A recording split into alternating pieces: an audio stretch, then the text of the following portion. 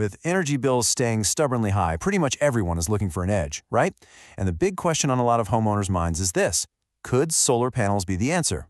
I mean, they promise green energy, lower bills, but what's the real story? So let's get into it, let's crunch the numbers, and see if solar panels are actually a smart financial move for you. So let's just put the question right out there. Are they worth it? Look, it's a huge decision. We're talking thousands of pounds. So you need a clear, straight answer. We're going to break down the real numbers, the hidden catches, and everything you need to know to make your own call, confidently. Okay, first things first, the price tag. You're looking at an average upfront cost for a typical solar panel system in the UK of around £6,100. That's a serious chunk of change, and it's the number we're going to measure all the potential savings against. So, how do you get that money back? Well, what's fascinating is that the return on your investment actually comes from two completely different directions. It's a two-pronged attack on that initial cost. Let's break down how they both work. The first and most obvious benefit is just savings, pure and simple. By generating your own electricity during the day, you're just not buying as much from your supplier. For a typical household, this can knock anywhere between 190 and 350 quid a year off your bill. The key takeaway here is simple. The more of your own power you use, the more you save. And here's the second part of the equation, which, honestly, is where it gets really interesting. It's not just about saving. You can actually get paid. Any electricity your panels generate that you don't use gets sent back to the grid automatically, and your energy supplier literally has to pay you for it. Now, this isn't some informal arrangement. It's an official government-backed scheme called the Smart Export Guarantee, or SEG for short. It basically forces the big energy companies to pay you for the clean energy you're pumping into the system.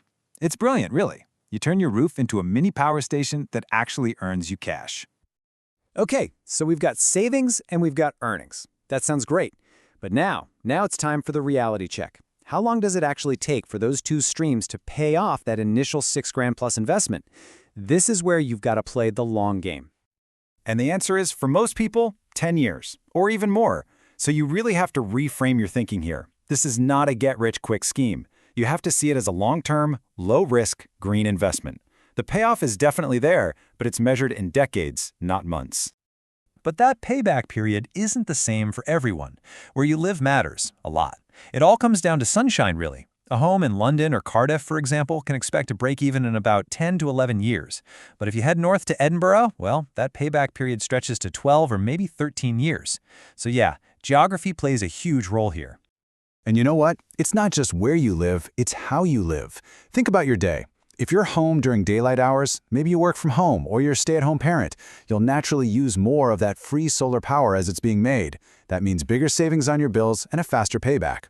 On the flip side, if you're out at an office all day, you'll end up exporting more and earning from the seg payments, but because you still have to buy electricity in the evenings, your payback period is usually a little bit slower. So we've covered the general numbers. Now we need to get personal. Because even if the math looks good on paper, your specific home and your life plans can be a total deal breaker. So let's run through a quick filter to see if solar is even a practical option for your house. Okay, let's do a quick mental checklist for your own place right now. Is your roof mostly south-facing, or at least east or west? Is it free from the shade of big trees or other buildings, especially between 10 a.m. and 4 p.m.? Is the roof itself in good shape? Do you actually own your home? And this one's crucial. Given that 10-plus year payback, do you plan on staying put? If you're ticking these boxes, you are looking like a very good candidate. That last point about moving is so important, it's worth saying again. You might think, oh, I'll just take the panels with me if I move, but you can't. The official certification that lets you get paid for your energy is tied to the property, not to you. If you move the panels, they can't be recertified, which means you lose a massive chunk of the financial benefit. It's a real non-starter. And there's one more long-term cost to just keep in the back of your mind. Your system will have a box called an inverter. This is the brains of the whole operation. It converts the DC power from the panels into the AC power your house uses. These things typically last about 10 years and then need replacing, which could add another £800 or so to your total cost over the system's lifetime. Right. So, you've weighed the costs, you get the payback time, and your home seems like a good fit. If you're still with me and thinking this could really be for you, what's next? Let's lay out a clear, simple action plan to take you from just thinking about it to maybe getting it done. Before you do anything else, I need you to burn this into your brain. The Microgeneration Certification Scheme, or MCS. If your installer or your panels are not MCS certified, you will not qualify for those Smart Export Guarantee payments. It is completely non-negotiable and the single most important thing you need to check. So here's your game plan in 3 simple steps. 1. Always get at least 3 quotes to compare prices. 2. Before you even talk numbers, confirm that any potential installer is MCS certified. Ask to see the proof. And 3. Look at the whole package. The total installation cost is just as important as the fancy export rate some companies might try to dazzle you with. So, we've covered the costs, the benefits, the timelines, and the practical steps. We've given you the toolkit.